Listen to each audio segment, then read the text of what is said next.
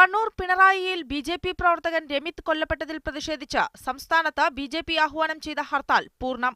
KSRTC ഉൾപ്പെടെയുള്ള ബസ്സുകൾ നിരത്തിലിറങ്ങിയില്ല.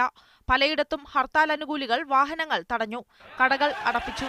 തിരുവനന്തപുരത്ത് സെക്രട്ടേറിയറ്റിലേക്ക് ബിജെപി പ്രവർത്തകർ നടത്തിയ മാർച്ചിൽ നേരിയ സംഘർഷമുണ്ടായി. കൊല്ലം ചാവക്കടയിൽ കടകൾക്ക് നേരെയും കരുനാഗപ്പള്ളിയിൽ വാഹനങ്ങൾക്ക് നേരെയും അക്രമമുണ്ടായി.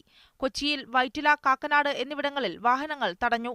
കോലഞ്ചേരിയിൽ സിപിഎമ്മിന്റെ കൊടിമരങ്ങൾ തകർത്തതിന് ബിജെപി മണ്ഡലം പ്രസിഡന്റ് ഉൾപ്പെടെയുള്ള 3 പേരെ പോലീസ് അറസ്റ്റ് ചെയ്തു. കോട്ടയത്ത് പാലായിൽ പോലീസിന് നേരെ കല്ലേറുണ്ടായി.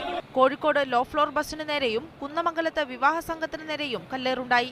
കാസർഗോഡ് ജില്ലാ ബാങ്കിന് നേരെ അക്രമമുണ്ടായി.